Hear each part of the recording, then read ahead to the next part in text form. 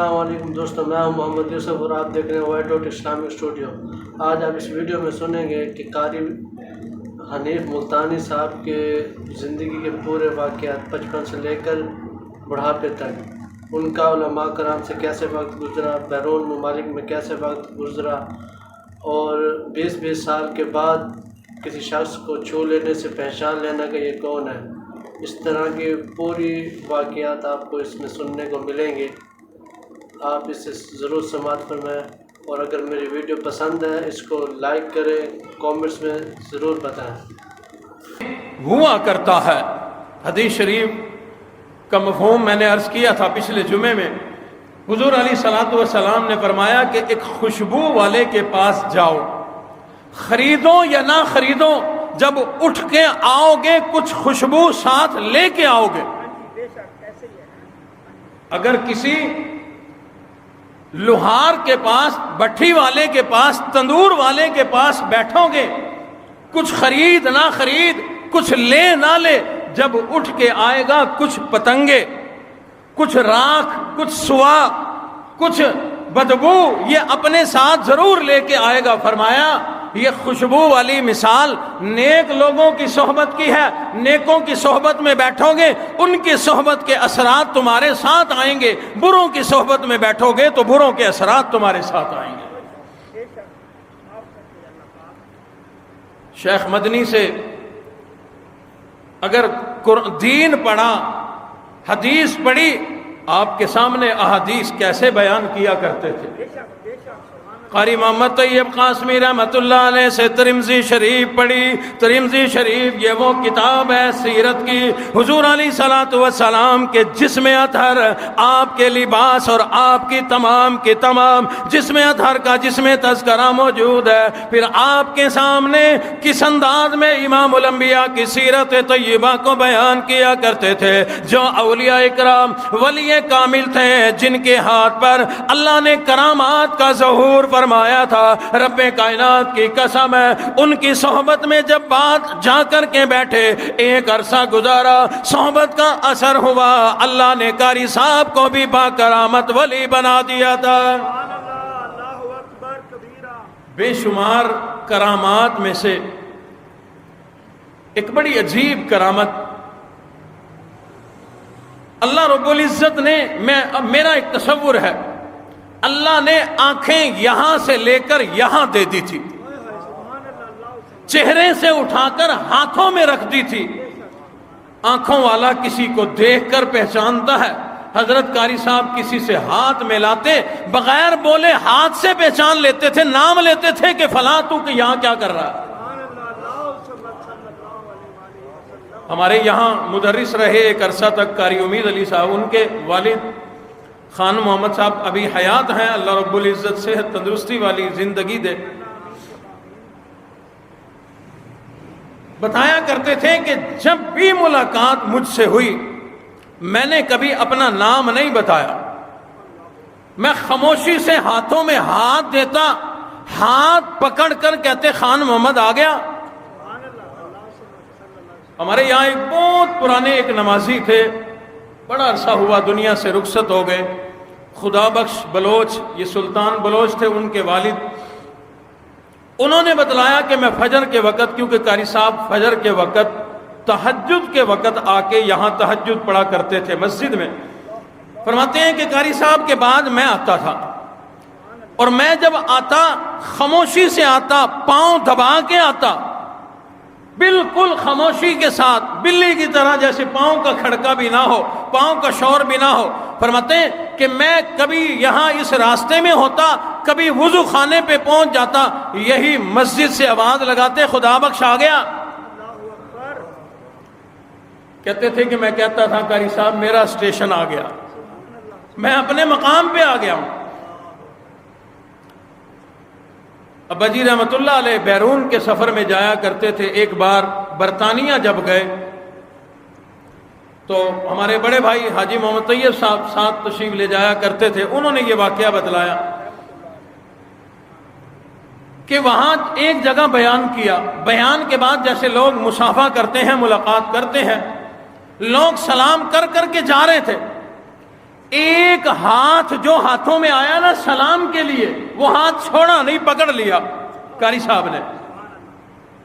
اس ہاتھ والے سے 30 سال کے بعد ملاقات ہو رہی تھی، 30 سال کے بعد، اور اس کا ہاتھ پکڑ کے اس کا نام لے کے کہا کہ تو یہاں برطانیہ میں کیا کر رہا ہے؟ 30 سال کے بعد ملاقات۔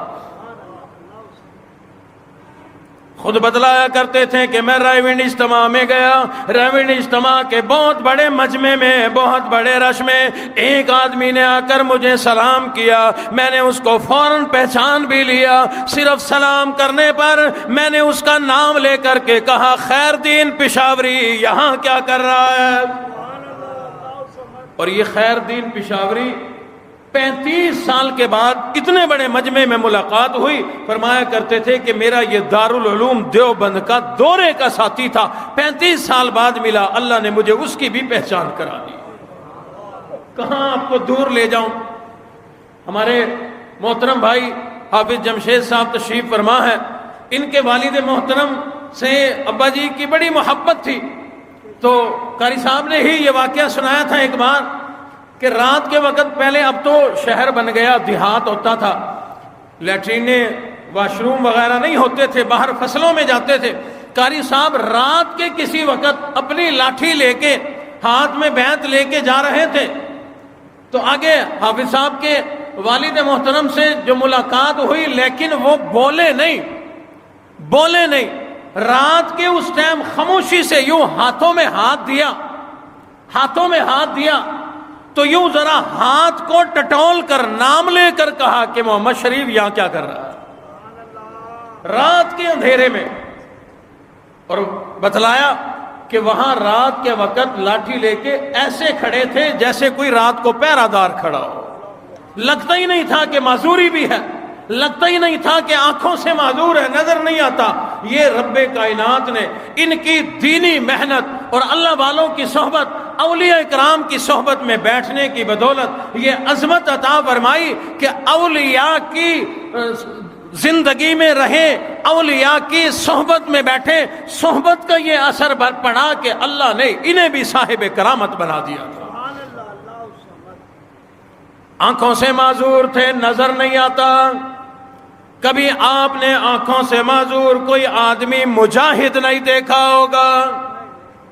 صحابہ اکرام میں تو سنا ہوگا، عبداللہ ابن ام مکتوم رضی اللہ تعالیٰ عنہ، ایسے معذور صحابہ جنہوں نے خوشخبریاں سن رکھی تھی کہ جو میدان کارزار میں شہید ہو گیا سیدھا جنت میں، وہ چاہتے تھے کہ آنکھیں ہیں یا نہیں ہے، مقام شہادت ملنا چاہیے۔ آج تک آپ نے کوئی آدمی نہیں دیکھا ہوگا جو آنکھوں سے معذور ہو، مجاہد بھی ہو۔ اللہ اکبر! جب مجاہد اسلاف علماء پیر و مرشد کی نشست میں بیٹھے ہیں، ان کی صحبت میں بیٹھے ہیں، ان کے سامنے دوزانو ٹیک کر کے بیٹھے ہیں، اللہ نے ان کے اثرات بھی ڈالے۔ زندگی کا اگر ان کا مطالعہ کیا جائے تو کسی مجاہد سے کم زندگی نہیں گزاری۔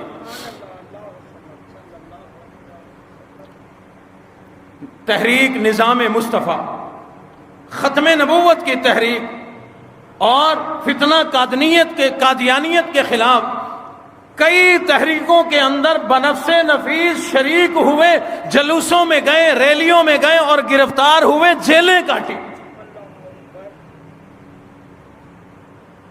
معذور آدمی کا کیا کام کہ دین کے لیے ایسی قربانی دے، جہاد کرے، تحریکیں چلائے، جلسے کرے، جلوس نکالے اور پھر جیل کاٹے۔ یحییٰ خان کے دور میں بھی فتنہ قادیانیت عروج پر تھا، اس زمانے میں بھی اتنا زبردست جہاد کیا، اتنی سخت محنت کی کہ ایک دو بار نہیں کئی مرتبہ جیل جانا پڑا، کئی دنوں تک جیل کاٹنی پڑی۔ ایک بار اپنے ہی پیر و مرشد خواجہ خان محمد صاحب کے ساتھ بھی جیل کاٹی ختم نبوت کے سلسلے میں۔ آنکھوں سے معذور ہو، مجاہد ہو، آنکھوں سے معذور ہو، دین کے لیے جیل جائے، آنکھوں سے معذور۔ اور بلکہ خود اپنا ایک واقعہ سنایا کرتے تھے، ایک مرتبہ میں جیل گیا، مجھے ایک آدمی کہنے لگا آپ معذور آدمی ہے، آنکھیں ہیں کوئی نہیں، آپ کو کیا پڑا ہے، آپ کو کیا پڑی ہے کہ جیل آتے ہو، یہ جیل والی زندگی کاٹتے ہو، آپ کو کیا پڑی ہے، آپ اپنے آپ کو کیوں دشواریوں میں ڈالتے ہو؟ فرمایا کرتے تھے میں نے اس آدمی کو 2 جواب دیے۔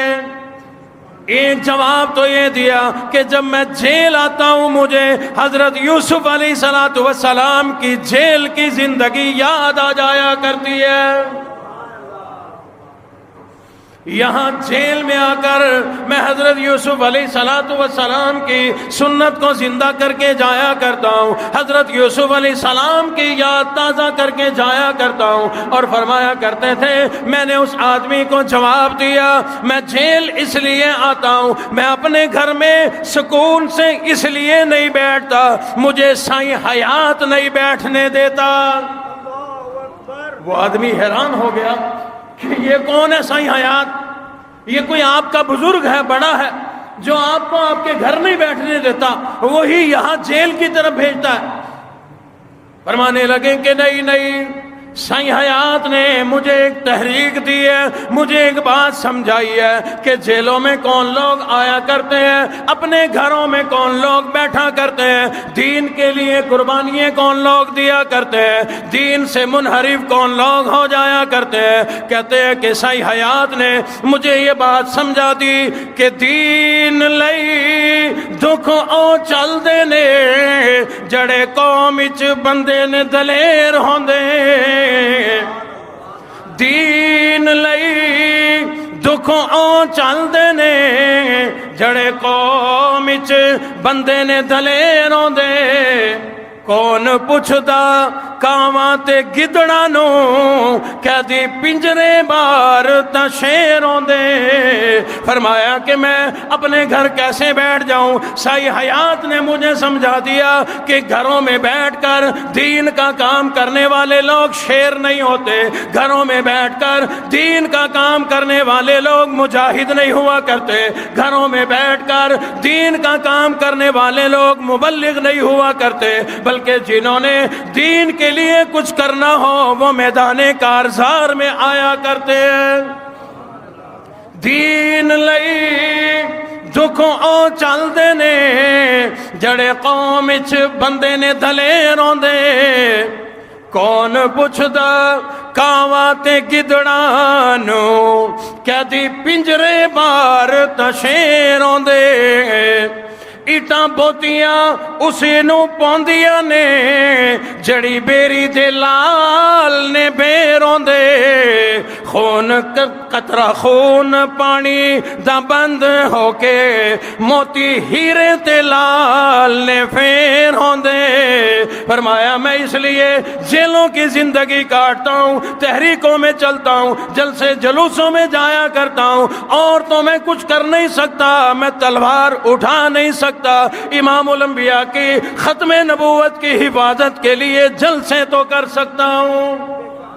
نعرہ تکبیر، نعرہ رسالت، قاری محمد بلال حنیف، قاری محمد حنیف، قاری محمد حنیف، قاری محمد حنیف، نعرہ تکبیر، اللہ اکبر۔ نابینا معذور آدمی ہو کر جیل جائے اور وہ بھی دین کے لیے، ممکن ہی کوئی نہیں، ایسے شواہد ہی نہیں ملتے۔ یہ سب اولیاء کی صحبت کی برکت تھی، اولیاء اکرام اللہ والوں کی صحبت کی برکت تھی۔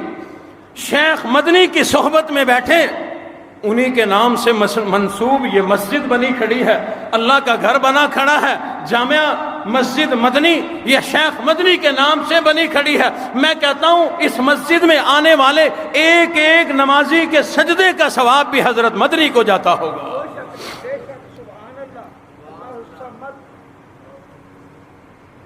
جھوٹے لوگوں کی صحبت میں بیٹھو گے جھوٹ بولتے اٹھو گے، سچوں کی صحبت سے سچائی ملے گی، اچھوں کی صحبت سے اچھائی ملے گی، بروں کی صحبت سے برائی ملے گی۔ یہ تمام کے تمام جماعت جو تھی، یہ علماء بھی تھے، صلحاء بھی تھے، یہ اولیاء اکرام بھی تھے، یہ مجاہدین بھی تھے، اپنی اپنی خانقاہوں کے بزرگ بھی تھے۔ رب کائنات نے ان لوگوں کی صحبت کی برکت سے اتنا نوازا، اتنا نوازا، پروردگار عالم نے اتنا اونچا مقام عطا فرمایا کہ جو جو عظمتیں، جو خاص باتیں، جو کرامات ان اولیاء اکرام میں موجود تھی، صحبت کی برکت سے اللہ نے قاری صاحب میں منتقل کر دی تھی۔ قریب سے گزرنے والا کوئی آدمی جس سے واقف ہو، ملاقات ہوئی ہو، قریب سے گزرنے والا سلام بھی نہ کرے، ہاتھ بھی نہ ملائے، اس کے سانسوں سے یا جسم کی خوشبو سے پہچان لیتے تھے کہ یہ فلاں آدمی ہے۔ بڑے پرانی بات، ابا جی کو کیونکہ شوگر کا بھی مرض تھا تو فجر اشراق کی نماز پڑھنے کے بعد گھر میں وہ بیٹھک کی طرف جگہ تھی تو وہاں ذرا چہل قدمی اور اچھل کود کیا کرتے تھے۔ تو ایک مرتبہ یوں ہی یہ ورزش ہو رہی تھی، میں چھوٹا تھا، بہت پرانی بات ہے، غالباً 86-87 کی بات ہے۔ میں کیونکہ خوف ہوتا تھا، میں بڑی ہی خاموشی کے ساتھ اتنی دور سے گزرا، وہاں سے یوں گزرا، چند قدم جب میں آگے گیا میرا نام لے کر مجھے بلایا کہ کدھر جا رہا ہے۔ نہ آواز سنی، نہ کوئی پیروں کا کھڑکا، اور اتنی دور سے کیا خوشبو سونگیں گے، اتنی دور سے کیا میری آواز سنیں گے، ہو ہی نہیں سکتا۔ میں کہتا ہوں کہ اللہ رب العزت نے 2 آنکھیں لے کر کوئی 50 آنکھیں لگا دی تھی۔ ان علماء صلحاء اولیاء جن کی فہرست کے اندر رہے، جن کی صحبت کے اندر رہے، جن کے پاس اٹھتے بیٹھتے رہے، جن کے شاگرد بنے، ان کے اندر جو بھی خوبی تھی رب کائنات نے وہ تمام خوبیاں عطا فرمائی۔ اگر وہ مجاہد تھے، قاری صاحب بھی مجاہد تھے، اگر وہ سخی تھے تو قاری صاحب ان سے بڑھ کے سخی بنے۔ جہاں کہیں بھی پتہ چلتا کہ کسی کو کسی چیز کی ضرورت ہے، بغیر کسی کو بتائے خاموشی کے ساتھ جا کر اس کی ضرورت پوری کیا کرتے تھے۔ ہمارے یہاں مدرسے میں ایک استاد رہے قاری محمد اکبر صاحب، ان کے بھائی قاری عبدالعالی صاحب بھی پڑھاتے رہے، اور اگر کوئی پرانا ساتھی بیٹھا ہو ان کو پتہ ہوگا قاری عبدالاول مؤذن تھے، جمعے کی بڑی خوبصورت اچھی اذان دیا کرتے تھے، انہی کے بھائی۔ انہوں نے ایک مرتبہ مجھے یہ واقعہ سنایا کہ قاری صاحب ایک مرتبہ مجھے ساتھ لے کر حافظ آباد کے کسی علاقے میں گئے، اور خاص طور پر اسی کام کے لیے گئے جو میں بتانے لگا ہوں۔ کہا کہ وہاں پر کوئی 5-7 نابینے لوگ رہتے تھے، غریب لوگ تھے اس زمانے میں، یعنی تقریباً کوئی 78 یا 80 کے زمانے کی یہ بات ہے۔ اس زمانے میں وہاں جا کر انہیں مل کر کسی کو 2000 کسی کو 2500 روپیہ اللہ کی رضا کے لیے تعاون کر کے آئے۔ اس زمانے کا 2-2500 آج کا زیادہ بھی نہیں تو 2-2.5 لاکھ بنتا ہے یا اس سے بھی زیادہ بنتا۔ بڑے عرصے کی بات ہے، میرے پاس یہاں ایک بزرگ آئے، سید دلاور حسین شاہ ان کا نام تھا، کسی سندھ کے علاقے تھرپار کر کے علاقے کے رہنے والے تھے۔ انہوں نے مجھے ایک بات سنائی، کہنے لگے کہ مجھے ویسے تو قاری صاحب نے منع کی تھی، مجھے پابندی لگائی تھی کہ کسی کو پتہ نہ چلے، لیکن آج وہ دنیا سے رخصت ہو گئے، آج آپ ان کے بیٹے ہیں، میں آپ کو اس لیے بتانا چاہتا ہوں کہ شاید آپ کے زندگی میں کسی موڑ پر یہ بات کام آ جائے۔ میں نے کہا جی بتاؤ ایسی کیا بات ہے؟ کہا سندھ کے کسی علاقے میں قاری صاحب بیان کرنے کے لیے آئے تو میں بھی وہاں تھا۔ بیان کے بعد کہیں الگ قاری صاحب بیٹھے تھے تو میں مصافحے کے لیے، ملاقات کے لیے، زیارت کے لیے قریب گیا تو میں نے جب سلام کیا تو قاری صاحب نے مجھ سے سارے حال لیے کہ بچوں کی شادی ہو گئی، بچے کتنے ہیں، یہ سارے پوچھ لیے۔ اس نے بتایا کہ قاری صاحب میری 3 بیٹیاں ہیں، بیٹا کوئی نہیں۔ فرمایا کہ ان کی شادیاں کر دی. کہا بچی کو ایک سوٹ جوڑا دینے کے بھی میرے پاس پیسے ہے نہیں، میں شادی کیسے کروں. باتوں باتوں میں اس کا سارا عطا پتہ لے لیا، سارا حال احوال لے لیا. اپنے شہر ملتان آ گئے. کچھ عرصے کے بعد کسی آدمی کو یہاں سے روانہ کیا ایک تھیلا دے کر پیسوں کا، اور سارا ایڈریس سمجھایا، نام بتایا کہ وہاں تھرپار کر کے علاقے میں جا کر اس آدمی کو تلاش کرو، اس سے ملو اور اسے کہنا کہ یہ بچیوں کی شادی کے لیے ہے، یا اللہ جانتا ہے یا میں جانتا ہوں یا تو جانتا ہے، ان تین کے علاوہ جانتا بھی کوئی نہیں اور کسی کو پتہ بھی نہیں لگنا چاہیے. آج تو فوٹو کھینچتے ہیں نا، 1000 کا نوٹ کسی غریب کو دو، 5 لوگوں نے پکڑا ہوتا ہے نوٹ اتنا بھاری، پتہ نہیں لوہے کے بنتے ہیں آج کل یا کسی اور بھاری چیز کے بننے لگ گئے.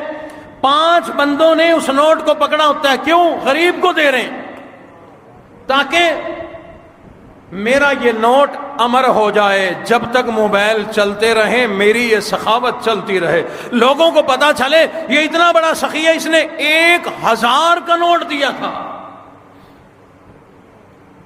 سید دلاور شاہ صاحب نے مجھے بتلایا، اب معلوم نہیں شاہ صاحب زندہ ہیں یا دنیا سے رخصت ہو گئے، 10-12 سال پرانی بات ہے. انہوں نے مجھے بتلایا میرے پاس ایک آدمی قاری صاحب کا نمائندہ آیا، مجھے وہ ایک شاپر دے دیا، لفافہ دے دیا پیسوں کا، یہ قاری صاحب نے بھیجا اپنی بچیوں کو شادی کر لے، اور قاری صاحب نے پیغام دیا ہے کہ اللہ جانتا ہے، تو جانتا ہے، یا پیغام لے کے آنے والا جانتا ہے، اور کوئی تیسرا نہیں جانتا. میری زندگی میں کسی تیسرے کو یہ بات پتہ بھی نہیں لگنی چاہیے. انہوں نے کہا وہ بندہ مجھے پیسے دے کے واپس آ گیا. اتنے پیسے تھے کہ میں نے اپنی 3 بچیوں کی بڑی ٹھاٹ سے شادی کی، پیسے پھر بھی بچ گئے. فوٹو کھنچوانے کے لیے نہیں دیے تھے، صرف اللہ کی رضا کے لیے. اور یہ جذبہ غربت غریبوں کا تعاون اور مدد کرنے کا جذبہ کہاں سے لائے تھے؟ شیخ مدنی سے لے کے آئے تھے، احمد علی لاہوری سے لے کے آئے تھے. مشرق مغرب شمال جنوب جدھر انہوں نے سفر کیا، یا تو تبلیغ دین کے لیے یا اولیاء اللہ کی زیارت کے لیے.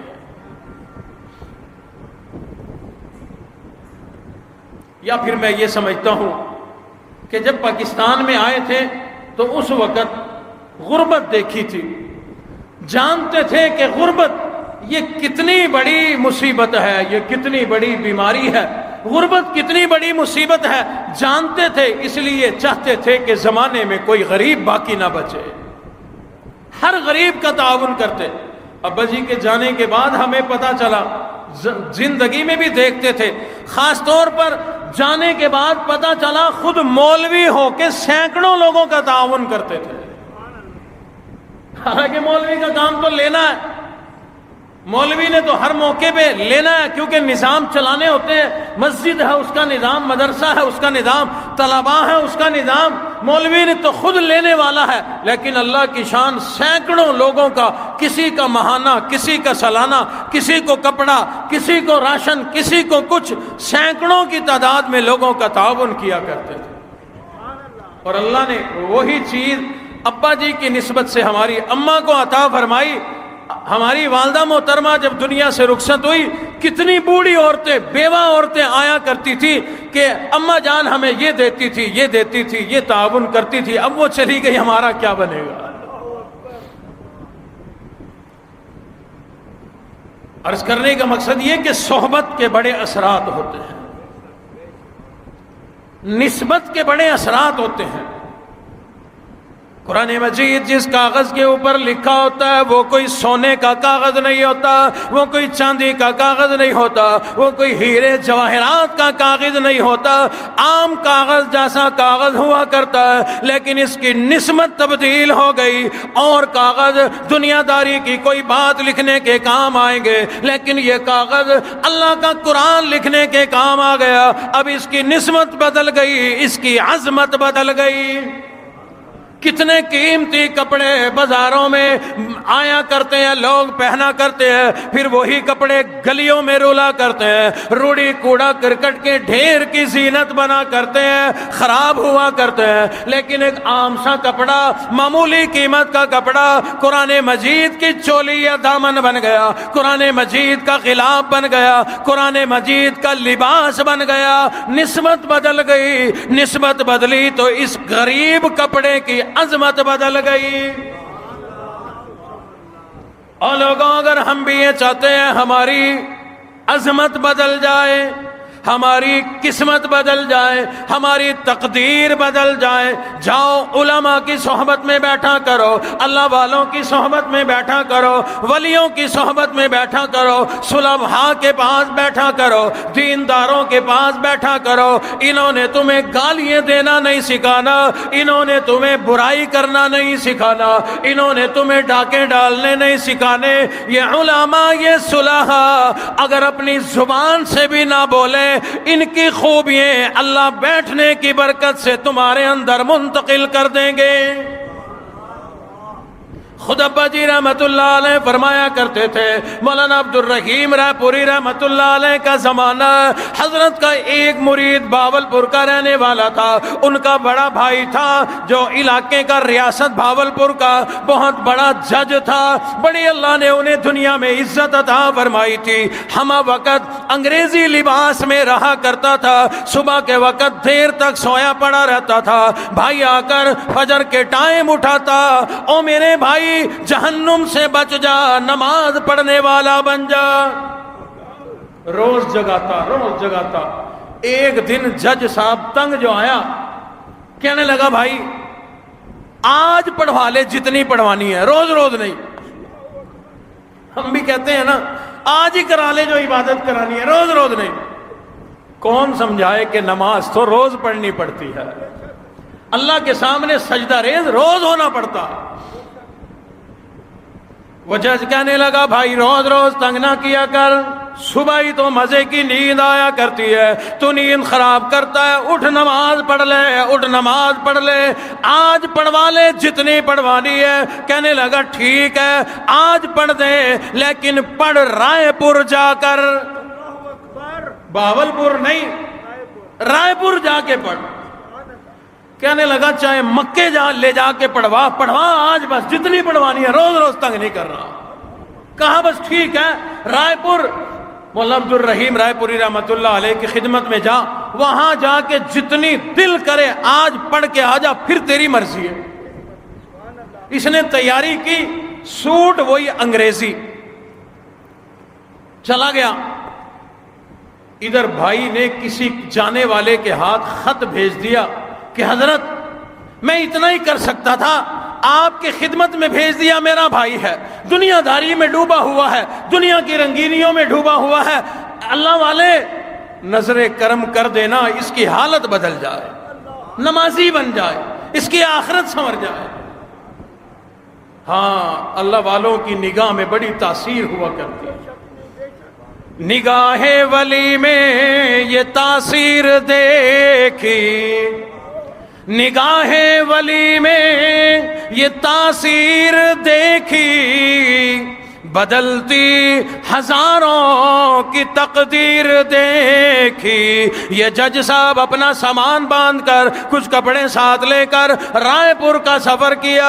مولانا عبد الرحیم رائے پوری رحمت اللہ علیہ کی خدمت میں جا کر کے بیٹھ گیا۔ پھر بھی اچھا زمانہ تھا، ادب کا زمانہ تھا، مریدین کا رش لگا ہوا تھا، بولا کچھ نہیں، خاموشی سے جا کر کے بیٹھ گیا۔ اللہ والے نے غور سے دیکھا، نہ وہ بولا نہ اللہ والے بولے۔ یہ جج صاحب تھوڑی دیر کے بعد اٹھ کر چلا گیا، بازار گیا، نیا کپڑا خریدا، اسی وقت سلوایا، وہ پینٹ شرٹ انگریزی لباس اتار کر سیدھا سادہ سنت کے مطابق لباس پہن کر اپنے انگریزی لباس کو تیلی لگا کے جلا کر اللہ والے کی خدمت میں آ گیا۔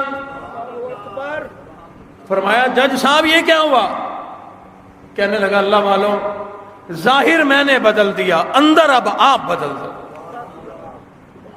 ابا جی رحمت اللہ علیہ سنایا کرتے تھے، ایک ولی کی ایک نظر نے، ایک نگاہ نے اس جج کو ایسا بدلا، وہی بیٹھے بیٹھے لباس بدل کے آ گیا، واپس آیا تو اللہ نے باطن کو بھی تبدیل کر دیا۔ اللہ والے نے فرما دیا تھا تو نے اپنی سیٹ نہیں چھوڑنی، جج کا عہدہ نہیں چھوڑنا، جج بھی رہو لیکن اللہ کے حکم کے مطابق انصاف والی ججی کرو۔ پتہ چلا دین یہ نہیں کہتا کہ دکان چھوڑ دو، دین یہ نہیں کہتا کاروبار چھوڑ دو، دین یہ نہیں کہتا کہ کاشتکاری چھوڑ دو، دین یہ نہیں کہتا تجارت چھوڑ دو، بلکہ اللہ کہتے ہیں یہ کام کرتے کرتے انصاف کے ساتھ، عدل کے ساتھ، ایمانداری کے ساتھ، سچائی کے ساتھ یہ سارے کام بھی کرو، اپنے اللہ کو بھی راضی کرو۔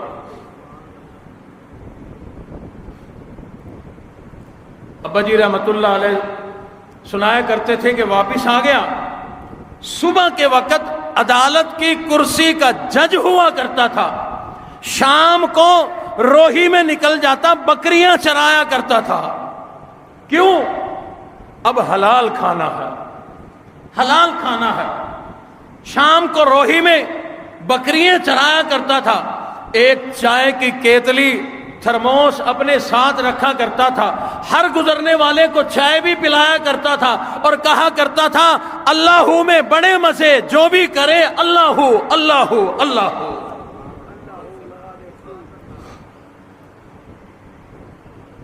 اولیاء کی صحبت میں بیٹھنے سے واقعی حالت بدل جاتی ہے، کوئی بیٹھنے کی تمنا بھی تو کرے، اولیاء کی صحبت میں بیٹھنے کی کسی کو حاجت بھی تو ہو۔ رب کائنات نے حضرت قاری صاحب کو یہ جو اس قدر خوبیاں عطا فرمائی، علماء کی جماعت میں آج کے دنوں کے اندر ان کے مقابلے کا خطیب نظر نہیں آتا، ان کے مقابلے کا سخی کوئی دیندار نظر نہیں آتا، ان کے مقابلے کا مجاہد نظر نہیں آتا، ان کے مقابلے کا کفر کو للکارنے والا، ملحدوں کو للکارنے والا، قادیانیوں کو للکارنے والا، حکومتوں کو للکارنے والا، وزیروں کو للکارنے والا آج کوئی نظر نہیں آتا۔ ہر آدمی کو ڈر لگتا ہے جیل جانا پڑے گا، انہیں ڈر نہیں لگا۔ کیوں؟ میں بتا چکا ہوں، کہا کرتے تھے کہ سائیں حیات مجھے گھر نہیں بیٹھنے دیتا، وہ کہتا ہے جو گھر بیٹھ کے دین کا کام کرے وہ بزدل آدمی ہے۔ آپ حضرات بیانات کیسٹیں سنتے رہتے ہیں، ان کی کیسٹوں سے اندازہ ہوتا ہے کہ اللہ نے ایسی جرت، ایسی مردانگی، ایسا جوش، ایسا جذبہ، ایسا ولولہ عطا فرمایا تھا۔ آج اس 2021 اس صدی میں، اس زمانے میں بھی حضرت کی کیسٹیں سن کر آج بھی لوگ کلمہ پڑھ رہے ہیں، مسلمان ہو رہے ہیں۔ ایک خاتون ہے برطانیہ کی، تو میرے ساتھ جو ہے وہ اس پہ واٹس ایپ پہ ہے، کہیں سے اس نے نمبر حاصل کیا تھا کافی عرصہ پہلے، تو اس نے مجھے بتلایا کہ قاری صاحب کی آواز سن کر میں مسلمان ہوئی ہوں۔ میں نے دیکھا نہیں، تمنا رہی کہ میں دیکھوں تو صحیح جس نے میری زندگی بدل دی۔ کہا کہ میں قاری صاحب کی کیسٹ پہ مسلمان ہوئی ہوں۔ جن کی آواز میں اتنی تاثیر تھی، زندگی میں جو لوگ ان کے ساتھ رہے، جنہوں نے دیکھا، جنہوں نے آواز سنی، وہ جانتے ہیں۔ حاجی محمود الحسن صاحب تشریف لائے ہیں، سن 82-83 کا واقعہ سنایا کرتے ہیں۔ یہی غالباً جمعے کا اور رمضان المبارک کا آخری جمعہ جو موت کے منظر پہ ہوا کرتا تھا، اسی پہ جمعہ پڑھایا۔ جمع غفیر تھا، بڑا مجمع تھا، ہمیشہ ہوتا تھا، لیکن اس موت کا منظر سننے کے لیے بڑے لوگ آیا کرتے تھے۔ تو شہر سے ایک عیسائی بھی جمعہ پڑھنے آ گیا، قاری حنیف کے جمعے میں عیسائی آیا جمعہ پڑھنے کے لیے۔ اس نے سارا بیان سنا، بیان سننے کے بعد جمعے کے بعد قاری صاحب کو کہا ہاتھ بلند کرو، آگے بڑھاؤ، اپنا ہاتھ ہاتھوں میں دے کر کلمہ پڑھ کے کہنے لگا میں آپ کے ہاتھ پر کلمہ پڑھ کے مسلمان ہوتا ہوں۔ بے شمار ایسے واقعات ہیں، ہزاروں کی تعداد میں فہرست موجود ہے جو انہوں نے خود بتائی۔ لوگ ایسے ہیں جنہوں نے مجھے بتایا، کتنے لوگ ایسے ہیں جن کے واقعات اخبارات میں چھپے کہ جنہوں نے قاری صاحب کی آواز کیسٹ کو سن کر کلمہ پڑھا، مسلمان ہو گئے۔ اور میں کہتا ہوں آواز انسان تو سنا ہی کرتے ہیں، انسان تو سنا ہی کرتے ہیں۔ آج تو ٹائم نہیں رہا، اگلے جمعے انشاءاللہ کوشش کروں گا اس بات کی وضاحت کروں گا۔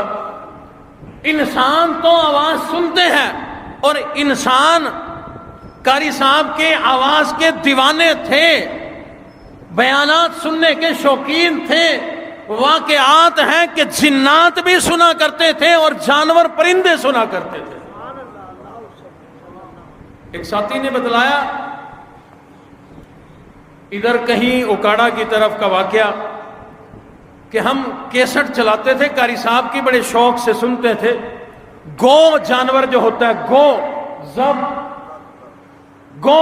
جب ہم کیسٹ چلاتے تو وہ گو آ کر ٹیپ کے پاس بیٹھ کر قاری صاحب کا قرآن سنا کرتی تھی، اور جو ہی ٹیپ بند ہوتی وہ اٹھ کے چلی جایا کرتی۔ پروردگار عالم نے ان کی آواز میں، انداز میں ایسی تاثیر پیدا کر دی تھی، ایسا ان کو آواز و انداز عطا فرمایا کہ چلتے لوگ رک جایا کرتے تھے، سننے والے لوگ ٹھہر جایا کرتے تھے، اپنے کیا پرائے بھی ان کی آواز کو سننا بڑا پسند کیا کرتے تھے۔ قاری صاحب کے مخصوص انداز میں قرآن مجید کی تلاوت کو سننا پسند کیا کرتے تھے۔ تمام مسالک کے لوگ، تمام مذاہب کے لوگ، حضور اللہ رب العزت نے یہ ایسی کرم نوازی فرمائی تھی، مہربانی فرمائی تھی، اتنا میٹھا انداز تلاوت کا عطا فرمایا تھا، غیر مسلم جو اردو بھی نہیں سمجھتے، عربی بھی نہیں سمجھتے، آواز پر فریفتہ ہو کر کلمہ پڑھتے مسلمان ہو جایا کرتے تھے۔ نعرہ تکبیر، نعرہ رسالت، قاری محمد بلال حنیف، قاری محمد حنیف، قاری محمد حنیف، قاری محمد حنیف، نعرہ تکبیر۔ پروردگار عالم نے ہر میدان میں، ہر شعبہ زندگی میں، اسلام کے ہر شعبے کے اندر بڑی نمایاں زندگیاں عطا فرمائی تھی، ہر شعبے کے اندر اپنا بڑا اچھا کردار ادا کیا۔ ہر شعبے کے اندر کفر کا مقابلہ ہو، قادیانیت کا مقابلہ ہو، صحابہ کے دشمنوں کا مقابلہ ہو، اہل بیت کے دشمنوں کا مقابلہ ہو، انبیاء کرام کے دشمنوں کا مقابلہ ہو، یا ملک پاکستان کے دشمنوں کا مقابلہ ہو، ہر میدان میں، ہر محاذ پر جہاد کی صورت میں، علم کی صورت میں، خطابت کی صورت میں، ہر موقع پر اپنے آپ کو پیش کر دیا، اپنی جان کو پیش کر دیا۔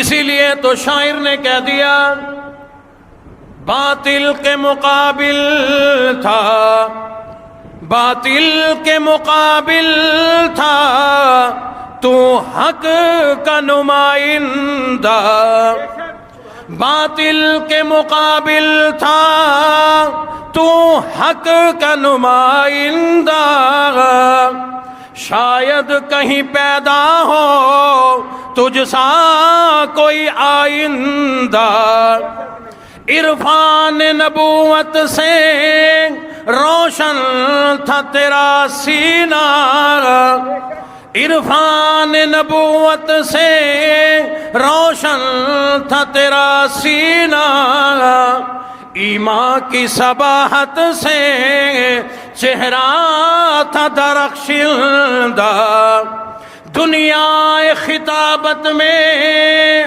ہے گونج تیری اب تک، 26 سال ہو گئے دنیا سے گئے ہوئے، 26 سال کے بعد آج بھی گونج ہے۔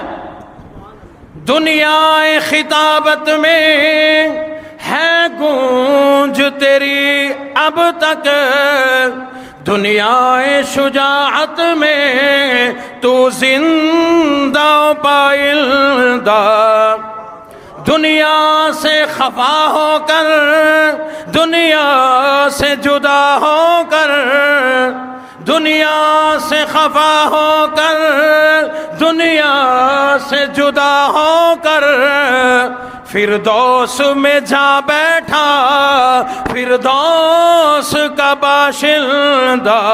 اللہ والوں کی صحبت میں زندگی گزاری، اللہ والوں سے علم حاصل کیا، اللہ والوں سے علم حاصل کیا، اللہ والوں سے صبر حاصل کیا، اللہ والوں سے سخاوت حاصل کی، اللہ والوں سے اللہ اللہ کرنا سیکھا۔ پروردگار عالم نے امت کے ایک بہت بڑے طبقے کے لیے ہدایت کا ذریعہ بنا دیا۔ قیامت تک سارے آنے والے جو لوگ ہیں وہ اللہ کے بندے،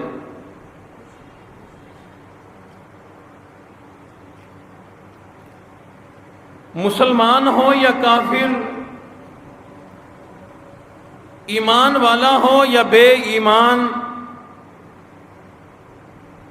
اللہ کو مانے یا نہ مانے، اللہ کی مانتا ہو یا اللہ کی نہ مانتا ہو، اس کی عبادت کرے یا نہ کرے، امیر ہے یا غریب ہے، بادشاہ ہے یا فقیر ہے، جتنے بھی لوگ ہیں سب اللہ کے بندے ہیں۔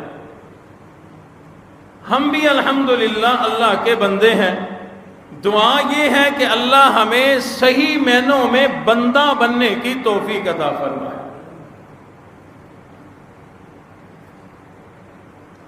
اگلے پچھلے سب لوگ اللہ کے بندے، لیکن انہی بندوں میں جو آدمی اللہ کے قریب ہو، نماز پڑھنے والا بن جائے، قرآن پڑھنے والا بن جائے، عبادات کرنے والا بن جائے، اللہ اور اس کے رسول کی مان کر چلنے والا بن جائے، وہ بھی بندہ ہے، لیکن وہ بندہ ذرا اللہ کے قریب ہو جاتا ہے۔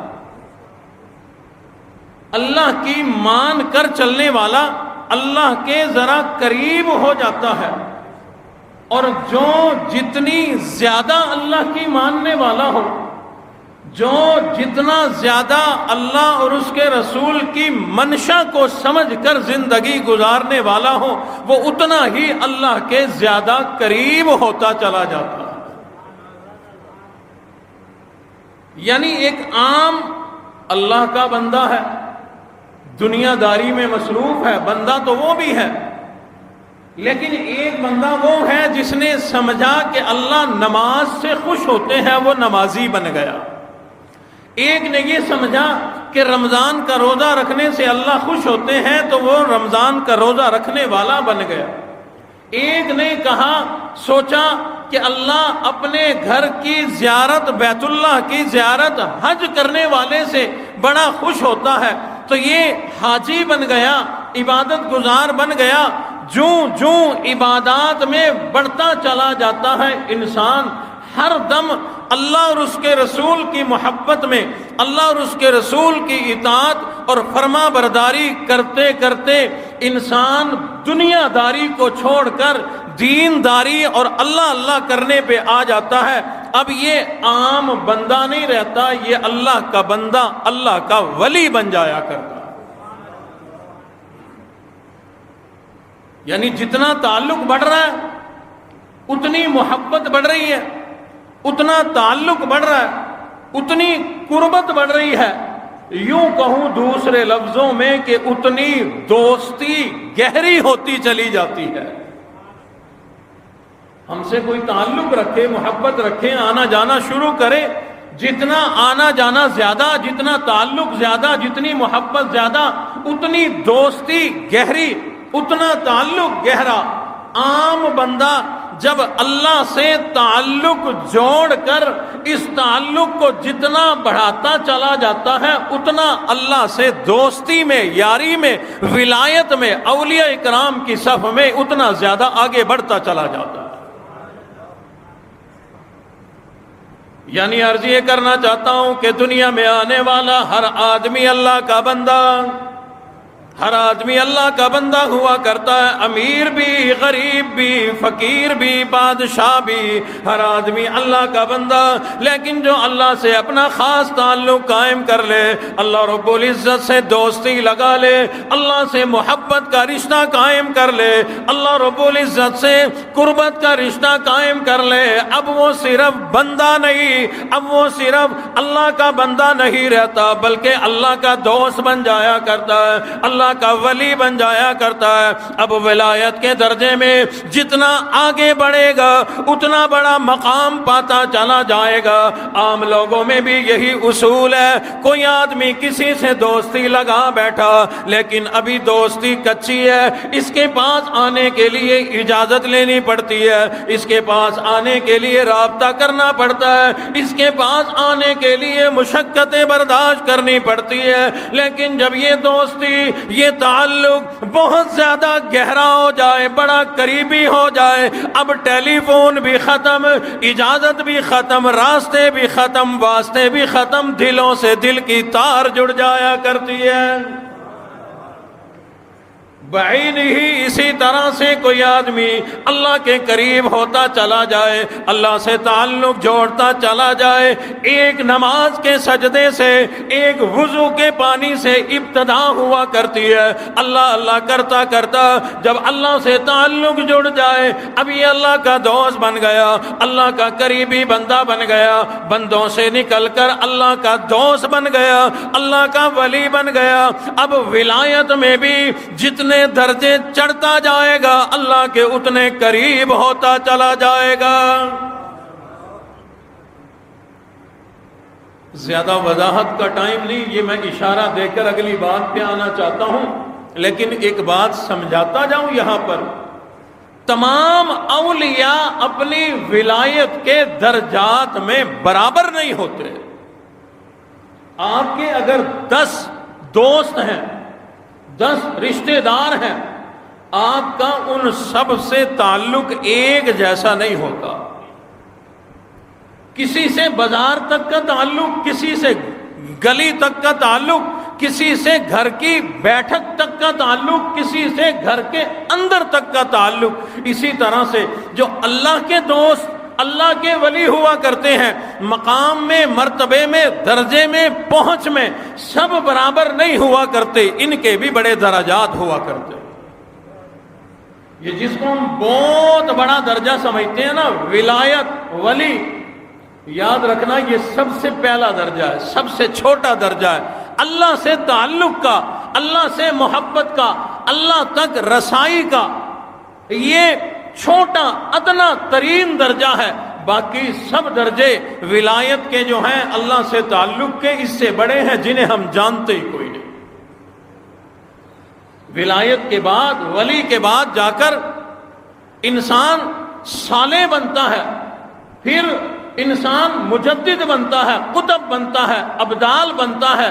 انسان پھر ولایت کے درجے میں ہوت لا ہوت، مکان لا مکان، پھر سر رہا، کہاں سے کہاں تک پہنچنا ہوتا ہے۔ ولایت تو یہ پہلی سیڑھی ہے اللہ سے تعلق کی۔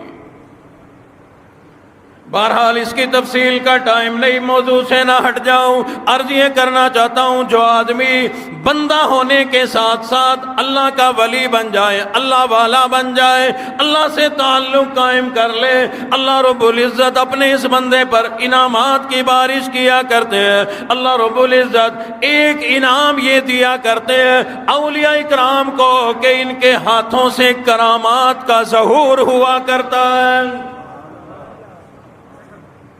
کیوں جی، ولیوں کی کرامات کے قائل ہو آپ لوگ؟ میں تو قائل ہوں بھائی۔ ولی ہو جادوگر نہ ہو، ولی ہو شعبدہ باز نہ ہو، بلکہ ابا جی رحمت اللہ علیہ کے جملوں میں کہوں، ولی ہو ننگا نہ ہو،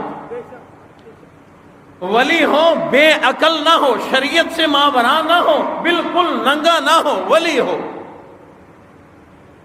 ولی وہ ہوا کرتا ہے جس کو اللہ کی پہچان ہو، اللہ کے رسول کی پہچان ہو، اللہ کے بارے میں اس کا عقیدہ ٹھیک ہو، نبی کے بارے میں محبت کا طریقہ ٹھیک ہو، وہ ولی بنا کرتا ہے۔ ابا جی رحمت اللہ علیہ فرمایا کرتے تھے کہ ننگے ولی نہیں بنا کرتے، چمٹے بجانے والے، ڈھول کھڑکانے والے یہ ولی نہیں ہوا کرتے، ولی وہ ہوا کرتے ہیں کہ جس کے چہرے کو دیکھو تو رب یاد آ جائے۔ اللہ رب العزت اولیاء کی ولایت کی نشانی اور پہچان کے طور پر ہمیشہ نہیں بلکہ بعض اوقات ولی کے ہاتھ پر اس کی کرامت کا ظہور کر دیا کرتے ہیں تاکہ لوگوں کے دل میں قدر آئے کہ یہ اب عام بندہ نہیں رہا بلکہ اللہ والا بن گیا، اللہ کا ولی بن گیا۔ آؤ اب ایک حدیث شریف سمجھ لو، حضور علیہ السلام نے ارشاد فرمایا، میرے اللہ ارشاد فرماتے ہیں بعض بندہ میں اللہ سے محبت کا تعلق جوڑ لیتا ہے، میں اللہ کا ولی بن جاتا ہے، میں اللہ کا دوست بن جایا کرتا ہے، میں اللہ کے قریب آنا شروع کر دیتا ہے، وہ جو قریب آتا جاتا ہے میں اللہ اس کو مقام و مرتبے میں بلند کرتا چلا جاتا ہوں، میں اللہ اس بندے کو جو اپنی قربت دیتا ہوں، جو ولایت کے درجات یہ چڑھتا جاتا ہے، اس کی کرامات کا ظہور اسی طرح سے ہوتا چلا جاتا ہے۔ اللہ رب العزت فرماتے ہیں بعض اوقات ایسا ہوتا ہے وہ میرا دوست، وہ میرا ولی، وہ ولی اللہ اس مقام اور اس درجے تک پہنچ جایا کرتا ہے کہ میں اللہ اس کی آنکھیں بن جایا کرتا ہوں، میں اللہ اس کے بول بن جایا کرتا ہوں، میں اللہ اس کے ہاتھ بن جایا کرتا ہوں، میں اللہ اس کی انگلی کا اشارہ بن جایا کرتا ہوں۔ مراد یہ نہیں کہ اللہ ولی کی انگلیوں میں آ جاتا ہے، ہاتھوں میں آ جاتا ہے، مراد یہ ہے، مفسرین نے محدثین نے لکھا ہے، اس سے مراد یہ ہے اللہ آنکھ بن جاتے ہیں، مراد یہ کہ یہ ولی کی آنکھ کا اشارہ جدھر پڑے اللہ ہدایت کے سرچشمے بہا دیا کرتے ہیں۔ یہ ہاتھ اللہ بن جانا، یہ ہاتھ جب کسی کے لیے اٹھ جائے جو دعا کرے اللہ قبول فرما لیتے ہیں۔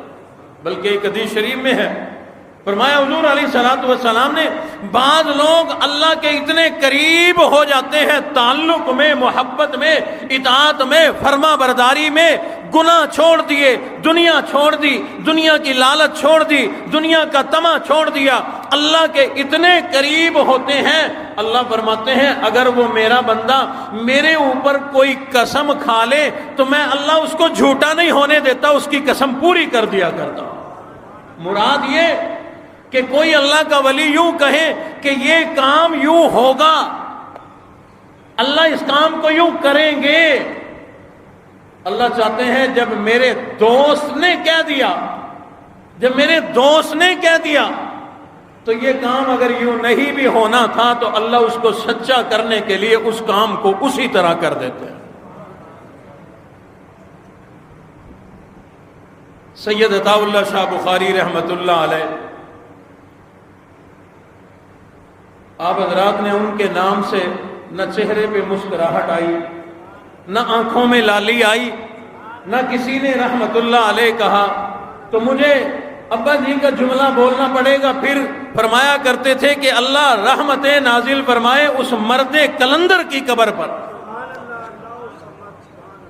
سید عطا اللہ شاہ بخاری رحمت اللہ علیہ جہاں پر خطابت کے بہت بڑے بادشاہ تھے، وہیں پر اللہ نے بڑی جواں مردی، بڑی جرت بھی عطا فرمائی تھی۔ تو پھر مجھے کہنا پڑے گا اپنے زمانے کے، اپنے وقت کے بہت بڑے ولی کامل تھے سید عطا اللہ شاہ بخاری رحمت اللہ علیہ۔ آؤ میں آپ کو صرف ایک کرامت ان کی سنا کر بات آگے لے کر کے چلتا ہوں۔ شاہ جی رحمت اللہ علیہ کا یہ واقعہ مجھے جس آدمی نے سنایا اس نے مجھے یہ کہا کہ مجھے چشم دید گواہ نے یہ واقعہ سنایا۔ شاہ جی رحمت اللہ علیہ کہیں پر بیان کرنے کے لیے گئے، شامیانے لگے ہوئے تھے، اچانک تیز آندھی آئی، بارش برسنا شروع ہو گئی۔ شاہ جی نے شامیانے سے باہر گردن نکال کر، اپنا ہاتھ نکال کر بادلوں کو مخاطب کر کے فرمایا، او بادلو یا تسی وس لو یا شاہ جی نو وسن دیو، یا تم برس لو یا شاہ جی کو برسنے دو۔ لوگوں نے بتلایا خدا گواہ ہے، تاریخ گواہ ہے، بادل برسنا رک گئے، بادلوں نے اسی وقت بریک لگا لی۔ شاہ جی بیان کی صورت میں ایسے برسے بڑا نایاب اور بڑا عظیم بیان ارشاد فرمایا۔ جب بیان ختم ہو گیا باہر ہاتھ کر کے فرمایا بادلو شاہ جی برس چکے، اب تمہاری باری۔ جو ہی شاہ جی نے یہ اشارہ کیا بارش برسنا شروع ہو گئی۔ نعرہ تکبیر، نعرہ رسالت، شہداء کرام، قاری محمد بلال حنیف، قاری محمد حنیف، نعرہ تکبیر۔ بالکل صحیح ارشاد فرمایا حضور علیہ الصلوۃ والسلام نے کہ اللہ فرماتے ہیں بعض اوقات بندہ میرا اتنا قریبی دوست جگری یار بن جایا کرتا ہے کہ پھر میں اس کے ہاتھ بن جاتا ہوں، میں اس کی زبان بن جاتا ہوں۔ وہ جملہ بولے، وہ ہاتھ اٹھائیں، ان اٹھے ہوئے ہاتھوں کو میں خالی واپس نہیں لوٹاتا۔ اللہ اکبر۔ شاہ جی بارش کو روک بھی رہے ہیں، چلا بھی رہے ہیں، انہی کے ایک تربیت یافتہ، انہی کے صحبت یافتہ اسی منبر پر بیٹھ کر دعا فرمایا کرتے تھے مولا بارش دے دے۔ پرانے جو بزرگ بیٹھے ہیں انہیں جانتے ہیں۔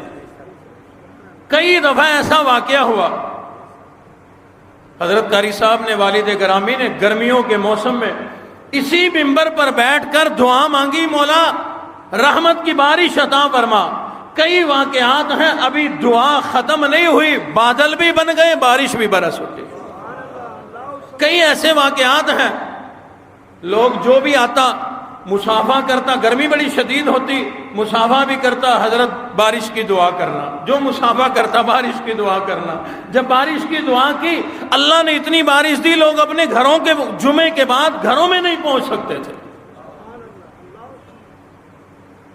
پروردگار عالم نے حضرت قاری صاحب کو بھی یہ چیز عطا فرمائی تھی، پروردگار عالم نے ان کو یہ کرامت عطا فرمائی تھی کہ حضرت والد گرامی مولانا قاری محمد علی ملتانی رحمت اللہ علیہ کی اللہ رب العزت دعائیں قبول فرمایا کرتے تھے۔ یہ بارش کی دعا والا واقعہ ایک نہیں دو نہیں، ملک پاکستان میں بے شمار لوگ آج بھی گواہ ہیں۔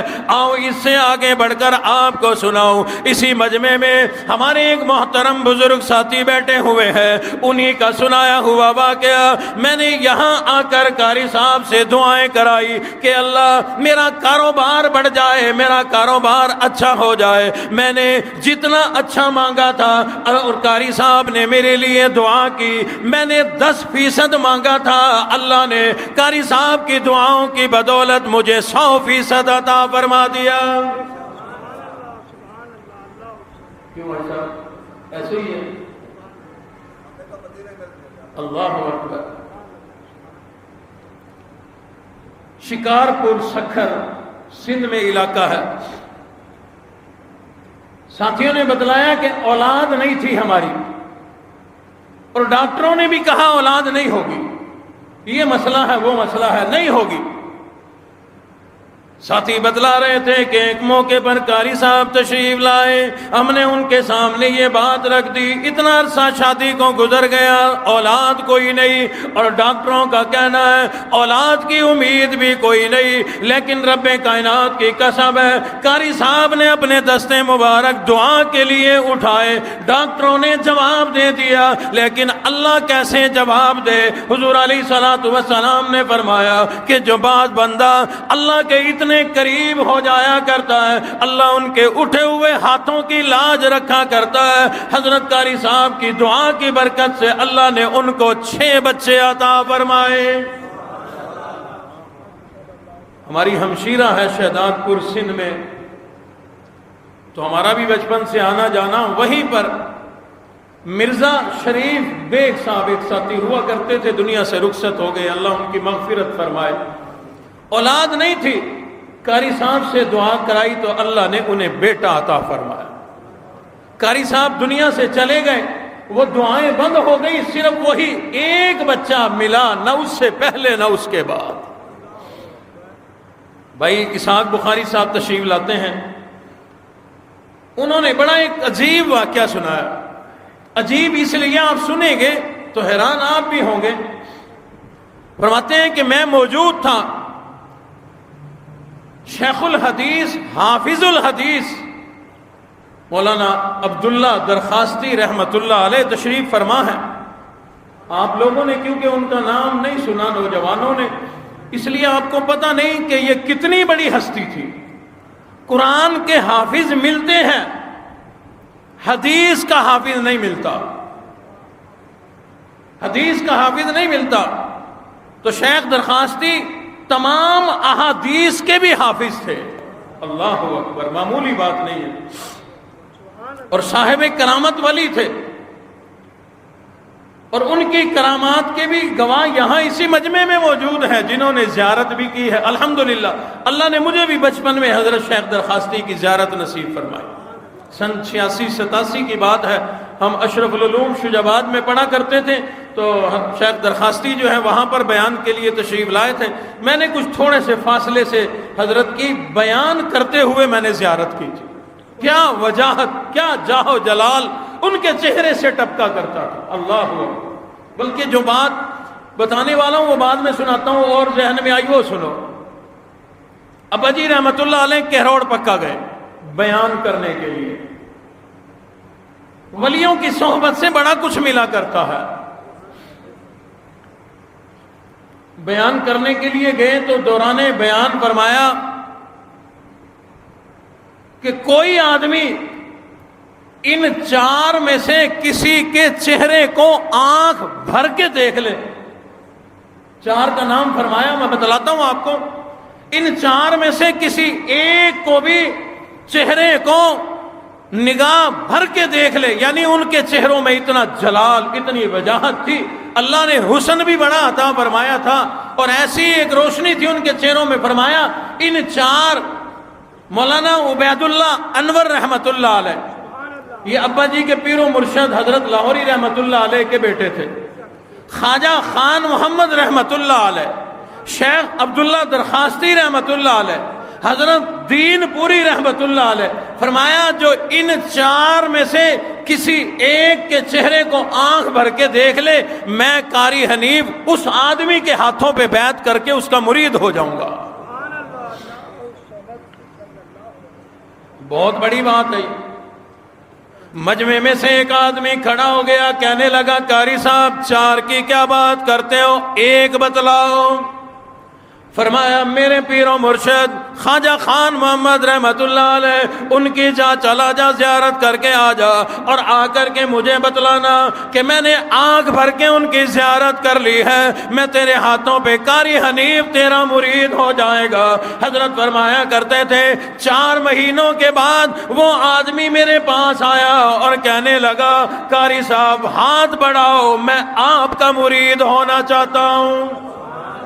فرمایا کیا ہوا، کیا بنی، کیا وجہ بن گئی؟ وہ کہنے لگا میں خواجہ خان محمد ایک اللہ والے کے چہرے کو آنکھ بھر کے نہیں دیکھ سکا، شیخ درخواستی کو کون دیکھے گا، حضرت دین پوری کو کون دیکھے گا، عبید اللہ انور کی زیارت کو برداشت کون کرے گا؟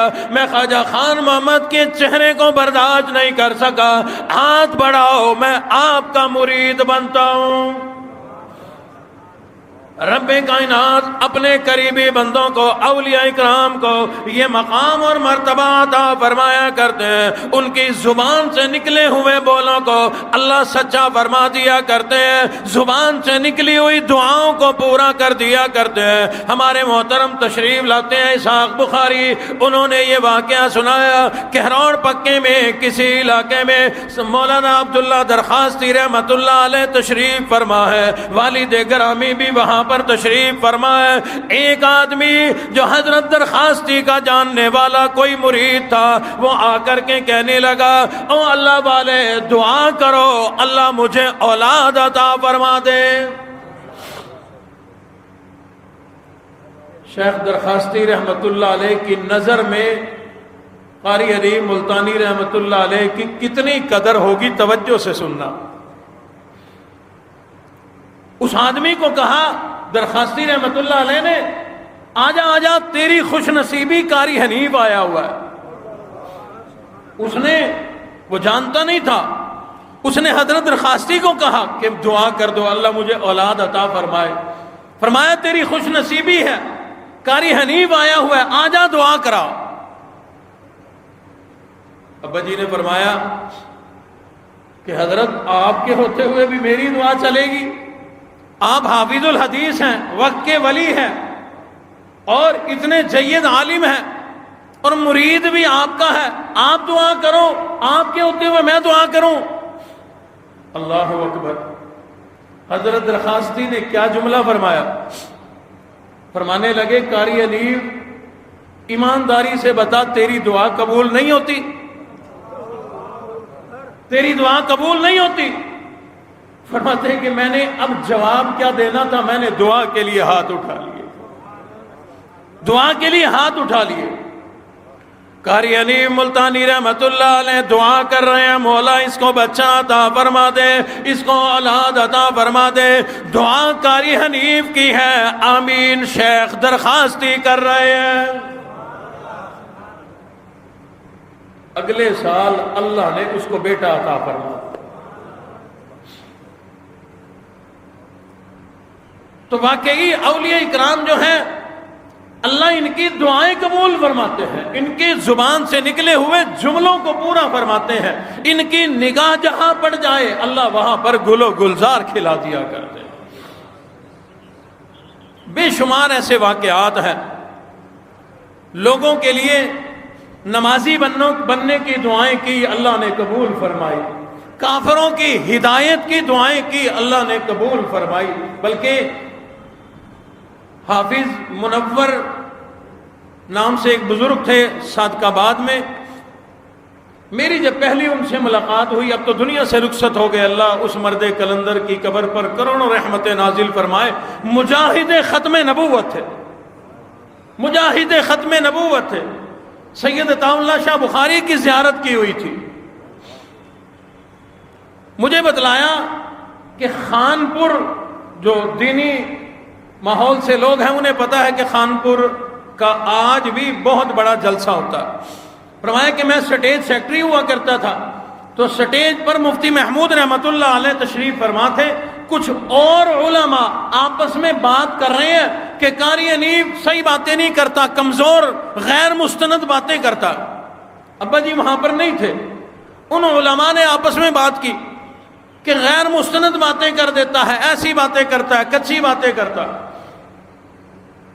حافظ منور جا صاحب نے مجھے بتلایا، میں دیکھ رہا تھا، یہ جملے سن کر مفتی محمود رحمت اللہ علیہ کا رنگ سرخ ہو گیا غصے سے، اور ان لوگوں کو فرمانے لگے کہ ٹھیک ہے تمہیں یہ بات تو پتہ چل گئی، لیکن اگلی بات بھی سنو، میرا شاگرد ہے قاری حنیف، میں اس کو جانتا ہوں، رب کائنات نے اس کی آواز میں انداز میں بڑی تاثیر عطا فرمائی ہے، پروردگار عالم نے اسے بڑا علم اور حلم عطا فرما دیا، بڑی شیریں زبان عطا فرما دی، اور تمہیں معلوم نہیں کتنے لوگوں کا عقیدہ ٹھیک کر رہا ہے، کتنے بے نمازیوں کو نماز پر لا رہا ہے، کتنے کافروں کو مسلمان کر رہا ہے۔ اور بڑے غصے سے ارشاد فرمایا مفتی محمود رحمت اللہ علیہ نے، او لوگوں تمہیں اتنی سی بات پتہ چل گئی، اس کے پیچھے تم دوڑ پڑے ہو، تمہیں یہ نہیں پتا کہ اگر یہ قاری حنیف کسی اور مسلک پہ ہوتا، کسی اور مذہب پہ ہوتا، جیسے کافروں کو عیسائیوں کو گھسیٹ گھسیٹ کر اسلام میں داخل کر رہا ہے، اگر یہ عیسائی ہوتا مسلمانوں کو کافر بنا دیتا۔ فرمایا تمہاری خوش نصیبی نہیں، تمہارے مسلک کا ہے، تمہارے اندر کا ہے، عالم دین ہے، شیریں زبان ہے، آواز سن کے لوگ نمازی بن رہے ہیں، آواز سن کے لوگ ہدایت پہ آ رہے ہیں، آواز سن کے کافر مسلمان ہو رہے ہیں، اس سے آگے تم کیا چاہتے ہو؟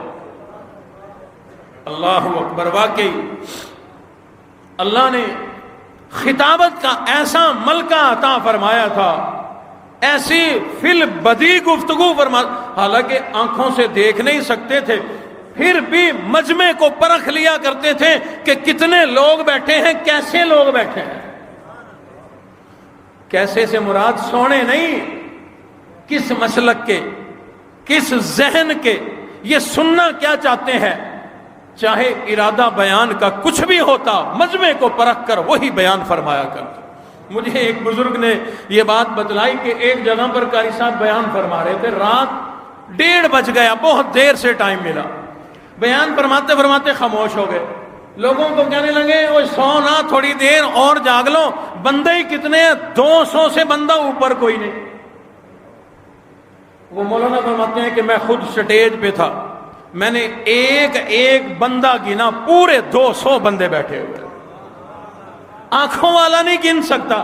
میں بیان کروں یا گنتی کروں کہ کتنے لوگ بیٹھے ہوئے.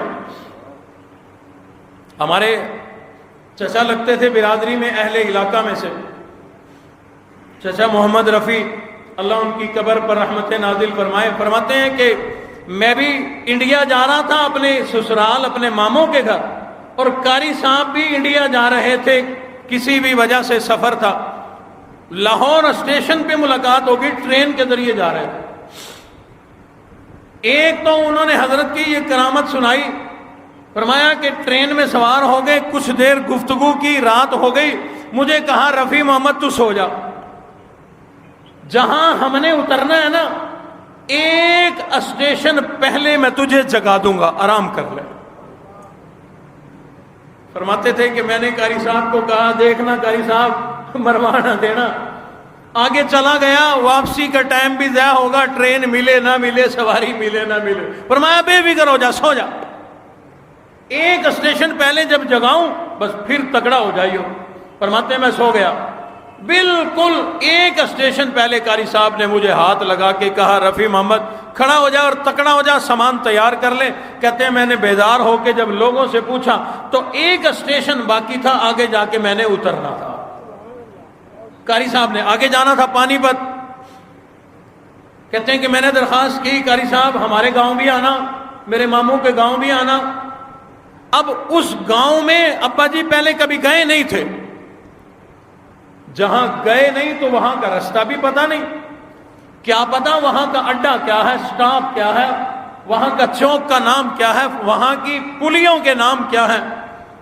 فرمایا کہ قاری صاحب نے کہا میں ضرور آؤں گا، لیکن فلاں دن فلاں ٹائم فلاں پل پہ ملنا، میں وہیں پہنچ جاؤں گا. کہتے ہیں کہ میں صبح سے وہاں آ کر بیٹھ گیا. اللہ کی شان، ایک بس آئی دور سے، میں کھڑا ہو گیا، وہاں قریب سڑک کے چلا گیا. جو ہی آ کر کے رکی، 2-3 آدمیوں کے پیچھے پیچھے ایک اکیلے قاری صاحب اپنی لاٹھی ٹھک ٹھک کرتے ہوئے گاڑی سے نیچے اترتے ہی کہنے لگے کہ رفیع محمد آ گیا لینے کے لیے. میں لے گیا اپنے گاؤں. مغرب کا ٹائم تھا، مغرب کی نماز پڑھی تو نماز سے پہلے مجھے فرما دیا تھا کہ مامی سے ایک پان لگوا کے لے آنا. پان شوق سے کھاتے تھے، ہندوستانی تھے نا. اور ایک کرسی لے آنا. تو کہنے لگے ٹھیک ہے نماز تو پڑھو. نماز پڑھی، سنتے پڑھ کے جب فارغ ہوئے تو کہنے لگے رفیع محمد لایا کرسی. کہنے لگے قاری صاحب کیا کرو گے؟ کہا جی بیان کروں گا، بیان سناؤں گا تمہیں. میں نے کہا قاری صاحب ایک میں ہوں، ایک میرا ماما ہے، 2 بندے ہیں، سب چلے گئے. مرضی ہے یہاں سنا دو، مرضی ہے ڈیرے میں آ جاؤ وہاں سکون سے بیٹھ کے سناؤ. غصے سے فرمایا کہ نہیں یہیں سناؤں گا. 2 بندوں کو سناؤ گے؟ فرمایا کرتے تھے کہ ہم دونوں بیٹھ گئے. ماما بانٹ جا، سناؤ قاری صاحب. بتلایا کرتے تھے کہ قاری صاحب نے بیان کرنا شروع کر دیا. عربی خطبہ پڑھنے کے بعد، علاقہ کیونکہ راجپوتوں اور رانگڑوں کا تھا، خطبہ پڑھنے کے بعد رانگڑی میں نعت سنانا شروع کر دی. من مت نہ روکیے میں مدینے جاؤں گا، من مت نہ روکیے میں مدینے جاؤں گا، میں وہاں جا کے اپنے نبی نے دکھڑے سناؤں گا. یہ نعت وہاں پر بیٹھ کر پڑھی. ابھی نعت ختم نہیں ہوئی، پوری مسجد لوگوں سے بھر گئی. اور ان مسجد میں آنے والے لوگوں میں سب مسلمان نہیں تھے، ہندو بھی موجود ہے، سکھ بھی موجود ہے. قاری صاحب کی آواز سن کر وہ لوگ مسجد میں آئے بیٹھے تھے. 25 منٹ بیان کیا، 25 منٹ۔ 25 منٹ کے بعد حالت یہ تھی کہ مسجد بھر گئی، سپیکر کوئی نہیں، ساؤنڈ کوئی نہیں، کوئی آواز پہنچانے والا کوئی نہیں۔ قاری صاحب بیان کر رہے ہیں، اللہ گھروں میں آواز پہنچا رہے ہیں۔ چچا محمد رفیع کا یہ جملہ تھا کہ مسجد بھر گئی، گلیاں بھر گئی، دائیں بائیں جتنے گھر تھے گھروں کی چھتیں بھر گئی۔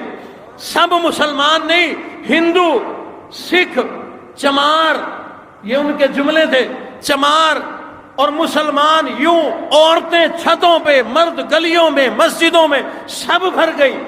فرمایا کرتے تھے کہ میرے ماموں نے قاری صاحب کا ہاتھ پکڑ کے دبایا اور کان میں کہا، قاری صاحب غریب علاقہ ہے، ہمارے گھروں کی چھتیں لکڑی کی کڑیوں کی ہیں، توڑوا کے جاؤ گے، توڑوا کے جاؤ گے۔ قاری صاحب سمجھ گئے کہ اب ماحول کیا ہے۔ 25 منٹ گزرے تھے، وہیں بیان روک دیا۔ اللہ کی شان، اللہ نے انہی میں سے کئی ہندوؤں کو مسلمان بنا دیا۔ اسی کو کہتا ہے کہ نگاہ ولی میں یہ تاثیر دیکھی، نگاہ ولی میں یہ تاثیر دیکھی، بدلتی ہزاروں کی تقدیر دیکھی۔ جہاں اور اولیاء اکرام کی زبان اور ان کے کردار سے، ان کی کرامات سے بے شمار غیر مسلموں نے کلمہ پڑھا، مسلمان ہو گئے۔ پروردگار عالم نے حضرت والد گرامی قاری صاحب کو بھی یہ دولت عطا فرمائی تھی۔ آنکھیں تو نہ تھی، اللہ نے زبان ایسی عطا فرما دی تھی، اس زبان سے نکلنے والے جملے سن کر لوگ کلمہ پڑھتے مسلمان ہو جایا کرتے تھے۔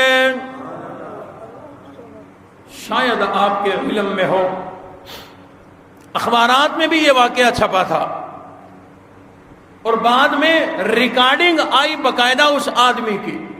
سگی بھتیجی کو قتل کیا، ہندو تھا غیر مسلم۔ لمبا واقعہ ہے، بے چینی ہوئی تو علاقہ ہے جھنجھانا، وہاں سے بس میں بیٹھا، شاملی کے لیے چل پڑا، ہندو تھا۔ جس بس میں بیٹھا اس بس میں قاری صاحب کا موت کا منظر چل رہا تھا۔ یہ جو موت کا منظر کیسٹ ہے نا، یہ بڑی خطرناک ہے، بڑی ظالم کیسٹ ہے۔ میں آج سے کوئی 13-14 سال پہلے کی بات ہے، فقیر والی انڈیا کے بالکل قریب، ایک بارڈر کے قریب چک ہے، نام بھول گیا ہوں، غالباً 146 یا کچھ اس طرح کا تھا، 126 یا 46۔ بہرحال وہاں گئے تو پھر میرے ساتھ کچھ ساتھی تھے، ان کے عزیز تھے ایک چک میں، تو وہ کہنے لگے کہ رات ان کے پاس ٹھہرتے ہیں۔ میں نے کہا ٹھیک ہے۔ اب جہاں رات ٹھہرے تو فجر جب مسجد میں پڑھیں تو ہماری جو ڈیوٹی ہے وہی لگ جاتی ہے۔ لوگوں کو اگر پتہ چل جائے تو پھر ہمیں سپیکر مل جاتا ہے کہ قاری صاحب کچھ دیر تو قاری صاحب کی یاد تازہ کرو۔ تو ساتھیوں کو پتہ چلا، کہنے لگے جی فجر کی نماز بھی پڑھاؤ، درس بھی دو۔ میں نے مختصر سی گفتگو کی نماز کے بعد، تو بعد میں دعا کے بعد ساتھی مصافحہ کرتے، سلام کرتے رہے، محبت میں بڑی عزت تھی، اللہ ان کو جزائے خیر عطا فرمائے۔ ان میں سے ایک موٹا تازہ آدمی تھا بھائی عبداللہ کی طرح، جفا جو مارا چھوڑ ہی نہ رہا ہو۔ اور میں نے کبھی بس کر، قاری حنیف نے تیرا کیا بگاڑا، جان بوجھ کے میں نے محبت کی، وہ میں سمجھ گیا تھا کہ کوئی نہ کوئی روڑا ہے۔ کہنے لگا قاری صاحب میں انڈیا فلاں علاقے میں گیا تھا، اس علاقے میں قاری صاحب کی کیسٹ پہ حکومت نے پابندی لگا دی۔ مجھے اگلی بات سمجھ آ گئی تھی، میں نے کہا جی ٹھیک ہے، پابندی لگنی چاہیے قاری حنیف پہ۔ اور میں نے کہا پابندی تو قاری حنیف پہ، کیسٹ پہ تو یہاں لگ رہی ہے، فوت ہونے کے 7 سال کے بعد اخبار میں آیا تھا کہ قاری حنیف پہ زبان بندی ہے، پابندی ہے، قاری حنیف بیان نہیں کر سکتا۔ محرم کے دنوں میں آتی ہے نا زبان بندی کی پابندی کہ فلاں فلاں مولوی بیان نہیں کر سکتا۔ یہ بھی کرامت ہے، فوت ہونے کے 7 سال کے بعد اخبار میں چھپا کہ قاری حنیف پہ قبر میں بھی پابندی ہے، بیان نہ کرے۔ نعرے تکبیر، نعرے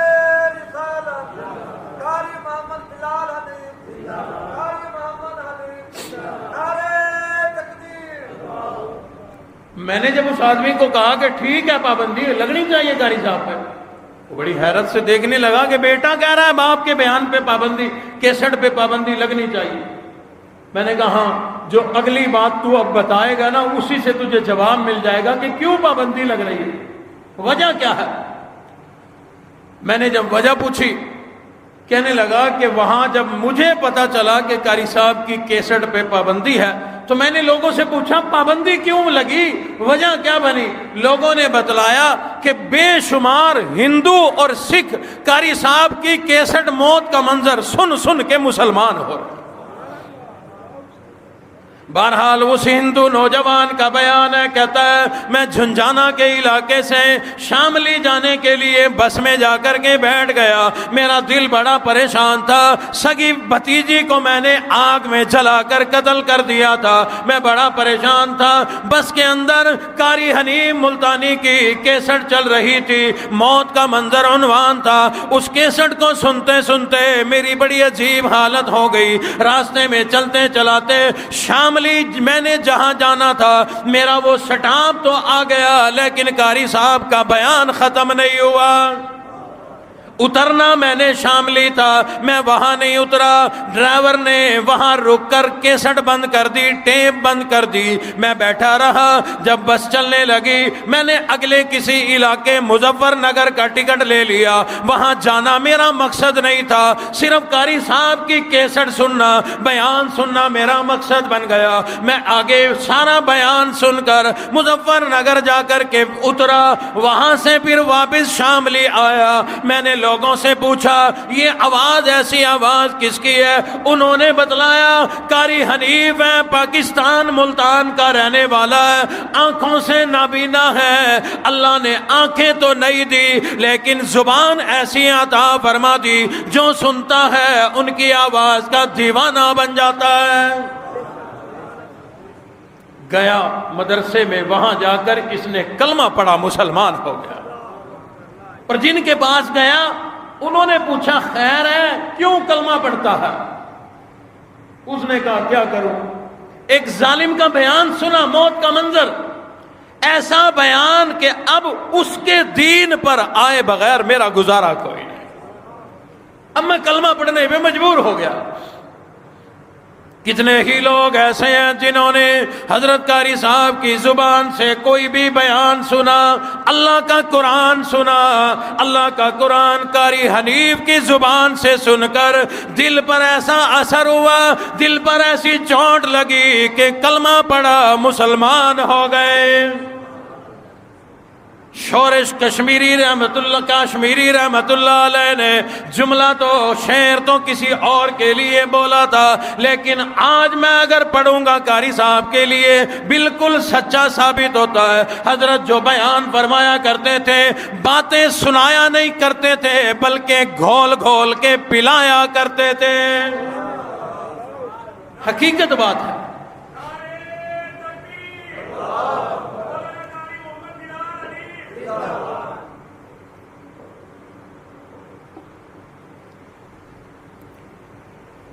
میں نے علماء سے یہ بات سنی، یہ جملہ علماء کا ہے کہ یہ بیان سناتے نہیں تھے بلکہ گھول گھول کے پلاتے تھے۔ ایک بڑی قیمتی بات یاد آئی، پہلے وہ سن لو۔ حافظ جمشید صاحب تشریف لاتے ہیں ہمارے جمعے میں بھی، اہل علاقہ ہیں، محلے کی مسجد کے مستقل امام بھی ہیں۔ انہوں نے قاری رحیم بخش صاحب خیر مدارس میں جو ہوتے تھے ان سے قرآن پڑھا، یہ بہت بڑی نسبت ہے۔ تو قاری صاحب کے کلاس میں بڑی سختی ہوتی تھی۔ فرماتے ہیں کہ میں نے ایک دن حضرت قاری صاحب کو کہا کہ قاری رحیم بخش صاحب مارتے بڑا ہے، قرآن پڑھاتے ہیں مارتے بڑا ہے۔ حضرت قاری صاحب فرمانے لگے کہ یہ مارتے نہیں بلکہ شاگردوں کو قرآن گھول گھول کے پلاتے ہیں۔ اور یہ بات تو حضرت قاری صاحب پہ خود فٹ آتی ہے۔ اپنے بیانات اور قرآن مجید صرف پڑھ پڑھ کے سنایا ہی نہیں کرتے تھے بلکہ گھول گھول کے پلایا کرتے تھے۔ ایک بیان سننے والا دیوانہ بن جایا کرتا تھا، جس نے ایک مرتبہ بھی بیان سن لیا، اللہ کا قرآن حضرت قاری صاحب کی زبان سے سن لیا، وہ پھر رہا نہیں کرتا، دور نہیں جا سکتا تھا، بلکہ زندگی بھر لاہور سے چل کر اپنا جمعہ یہی ملتان میں پڑھنے آیا کرتا تھا۔ شورش کاشمیری رحمت اللہ علیہ سے معذرت کے ساتھ انہوں نے تو شعر کسی اور کے لیے کہا تھا، میں تھوڑی سی ترمیم کر کے شعر پڑھتا ہوں۔ کہتا ہے کہ قاری حنیف عرب کا نغمہ عجم کی لے میں سنا رہا ہے، قاری حنیف عرب کا نغمہ عجم کی لے میں سنا رہا ہے، کہ جیسے کوثر پہ کوئی ساقی جام بھر بھر پلا رہا ہے۔ یہی وجہ کہ بیانات نہیں کیا کرتے تھے بلکہ گھول گھول کے ایسے مخصوص انداز میں سناتے تھے جو باتیں لوگوں کے اندر اتر جایا کرتی تھی۔ واقعی اللہ نے بڑا عجیب انداز اور بڑی عجیب گفتگو صرف ممبر پہ ہی نہیں عام حالات میں بھی۔ خود ایک واقعہ سنایا کرتے کہ میں حضرت داتا علی حجویری رحمت اللہ علیہ کے دربار پہ فاتحہ پڑھنے گیا۔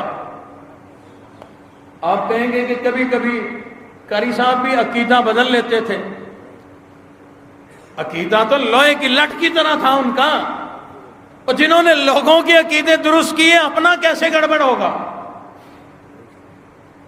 انہیں پتا تھا کہ درباروں پہ جا کے فاتحہ پڑھنی ہے، دعائیں دینی ہیں، لینی نہیں ہے۔ جو چلا گیا اب وہ دے نہیں سکتا، اب وہ لے سکتا ہے۔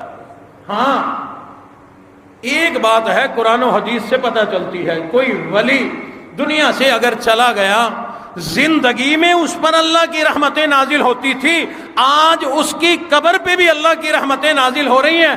اگر میں اس کی قبر کے قریب جا کے کھڑا ہوں گا، جو رحمتیں وہاں نازل ہو رہی ہیں ممکن ہے کوئی چھینٹا میرے اوپر بھی پڑ جائے۔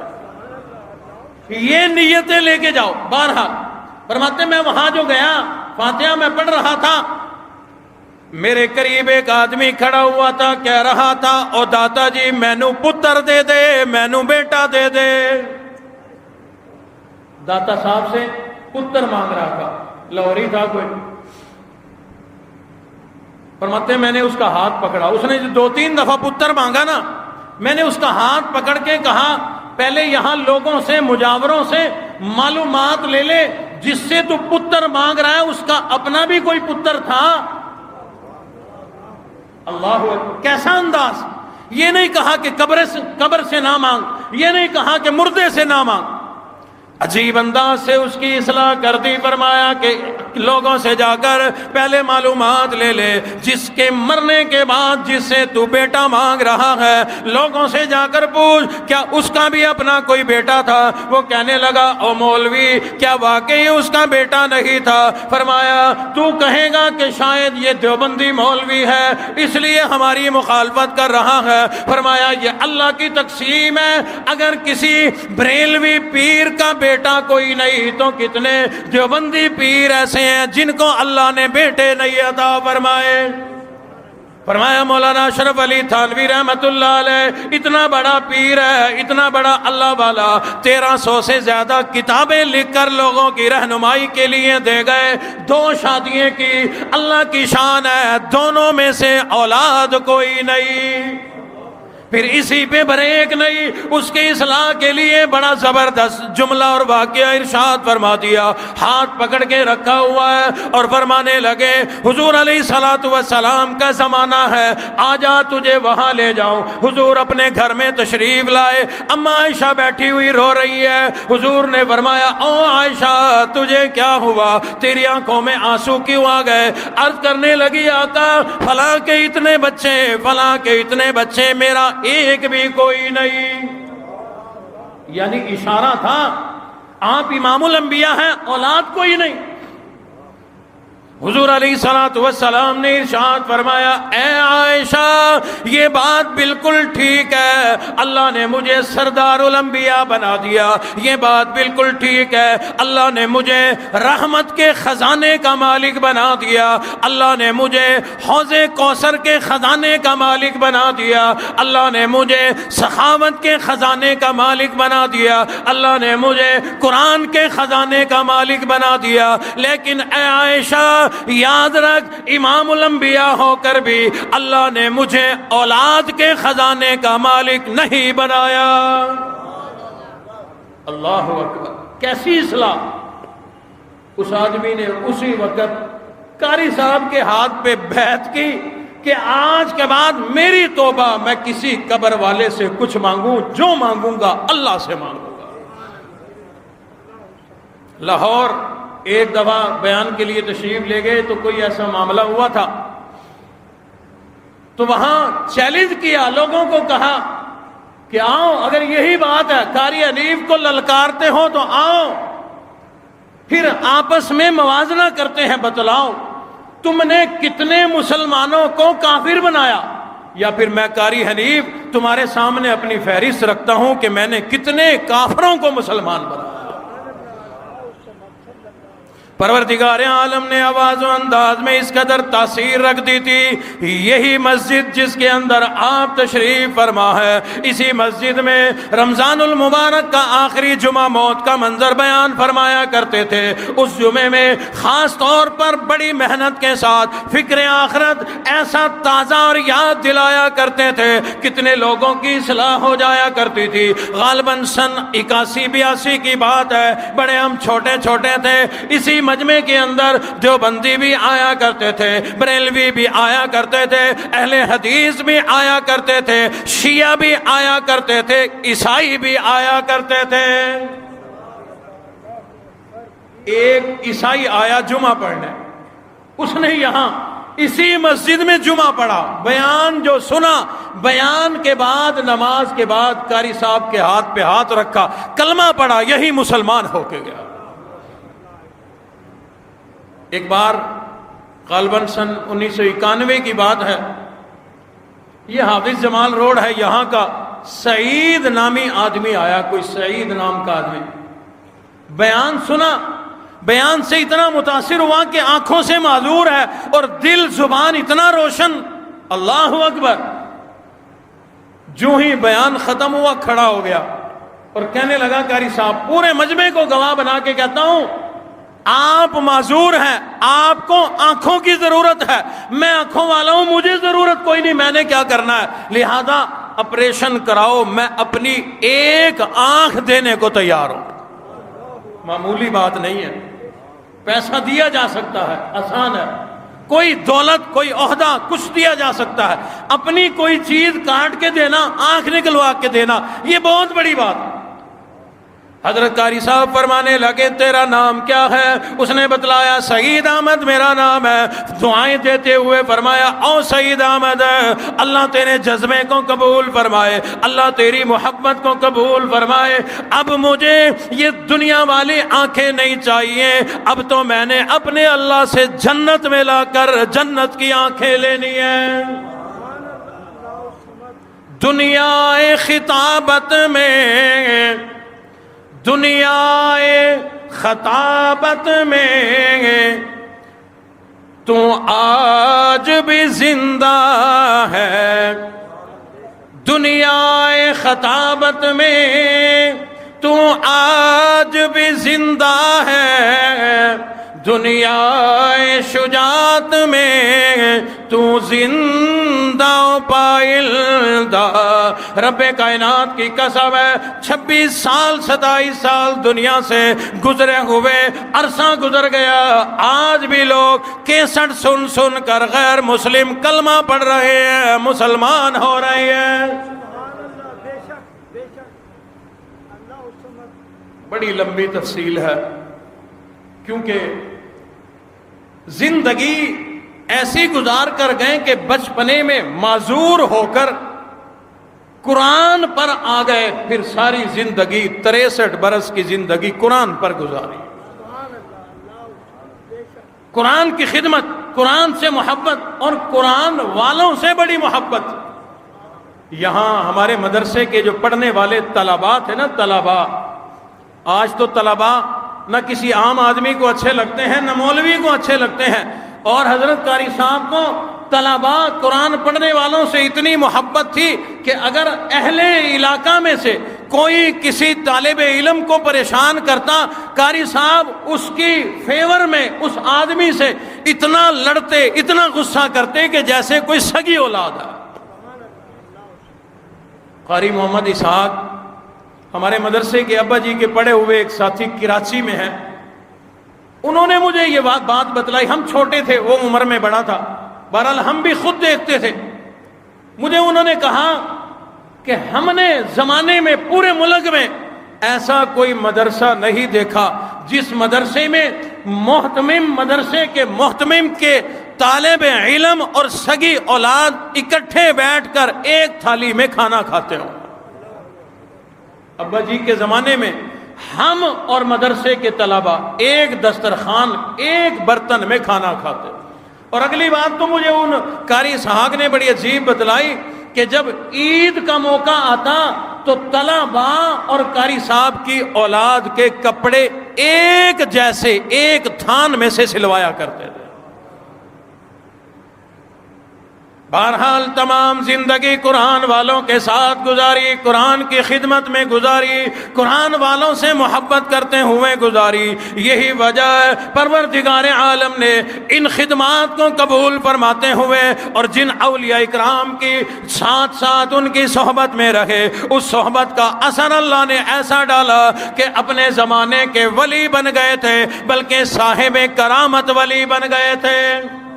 سینکڑوں نہیں بلکہ ہزاروں لوگوں کی فہرست میرے پاس موجود ہے کہ اتنے لوگوں نے غیر مسلم تھے، قاری صاحب کا آواز و انداز سن کر کلمہ پڑھا، اور اتنے لوگوں کی فہرست میرے پاس لکھی ہوئی موجود ہے پوری دنیا کے ایسے لوگوں کی کہ وہ لوگ کہتے ہیں ہم بے نمازی تھے، بیان سن کر نمازی بن گئے، بے ہدایتیں تھے، ہدایت پر آ گئے، ماں باپ کا ادب نہیں کیا کرتے تھے، قاری صاحب کا بیان سن کے ماں باپ سے محبت کرنے والے بن گئے۔